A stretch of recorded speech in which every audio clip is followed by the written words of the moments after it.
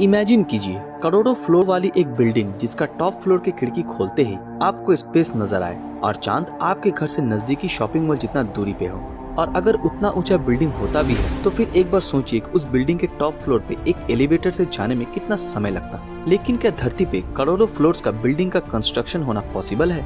जानने के लिए इस वीडियो को पूरा देखें। इंसानों द्वारा बनाया गया सबसे ऊंचा कंस्ट्रक्शनों के बारे में क्या आप जानते हैं? दुनिया में इंसानों द्वारा बनाया गया सबसे ऊंचा और पहला कंस्ट्रक्शन था गीजा का पिरामिड, जो कि 147 मीटर यानी 482 फीट ऊंचा था। 4000 साल तक सबसे बड़ा और सबसे ऊंचा होने का रिकॉर्ड रखने के बाद गीजा पिरामिड की जगह इंग्लैंड के लिंकन कैथीड्रल चर्च ने ले ली, जिसकी ऊंचाई करीब 160 मीटर बताया जाता है। इसके बाद साल 1884 में 169 मीटर यानी कि 555 फीट ऊंचा वाशिंगटन मॉन्यूमेंट बनाया गया था। ऐसे ही ऊंची इमारतें बनाने की कोशिश आज भी जारी है। आज दुनिया का सबसे बड़ा स्टैचू किसी और देश में नहीं बल्कि हमारे देश भारत में है, जिसे स्टैचू ऑफ यूनिटी के नाम से भी हम जानते हैं, जो कि 182 मीटर यानी कि 597 फीट ऊंचा है। जबकि आज की तारीख में सबसे ऊंचा बिल्डिंग दुबई का बुर्ज खलीफा है, जो कि 882 मीटर लंबा है।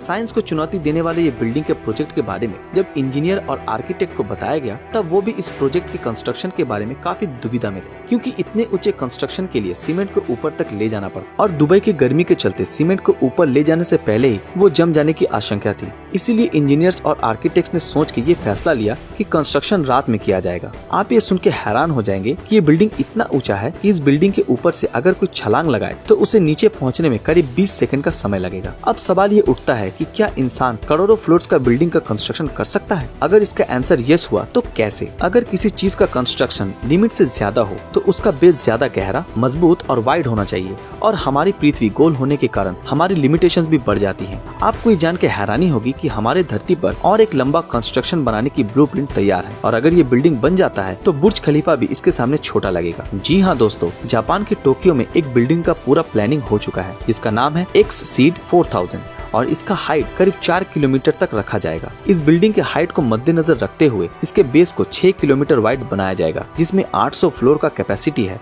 और 5 लाख से 10 लाख लोग आसानी से रह सकते हैं। 4 किलोमीटर ऊंचा बिल्डिंग बनाने के लिए उसके बेस का मजबूत होना बहुत ही जरूरी है, क्योंकि हर बिल्डिंग का प्रेशर नीचे की ओर ज्यादा होता है। बुर्ज खलीफा के आर्किटेक्ट विलियम बेकर ने कहा था कि अगर हमें माउंट एवरेस्ट जितना यानी कि 8,848 मीटर ऊंचा बिल्डिंग बनाना है तो उसका बेस हमें 4,700 किलोमीटर चौड़ा बनाना पड़ेगा, क्योंकि इतना ऊंचा बिल्डिंग का बेस अगर कमजोर हुआ तो हवा के झोंके से वो बिल्डिंग घास के पत्तों की तरह ढेर होने में ज्यादा समय नहीं लगेगा। इन हवाओं से इस बिल्डिंग को बचाने के लिए इसका शेप स्क्वायर नहीं बल्कि सर्कुलर, ओवल और ट्रायंगुलर शेप देने के बारे में आर्किटेक्ट सोच रहे हैं।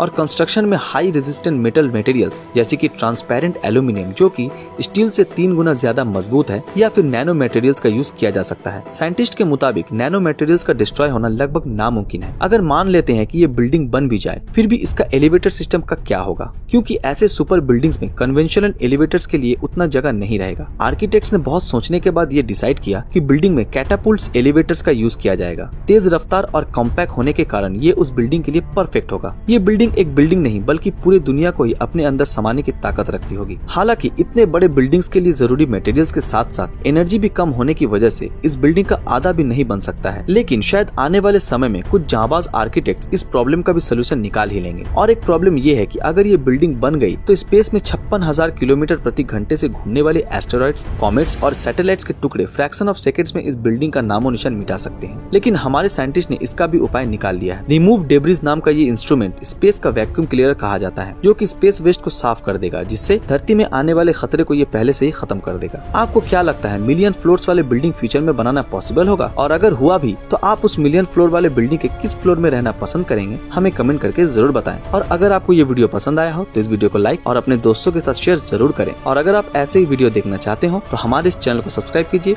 और बेल आइकन ऑन कर दीजिए। तो मिलते हैं आपके साथ अगले वीडियो में, तब तक के लिए अलविदा।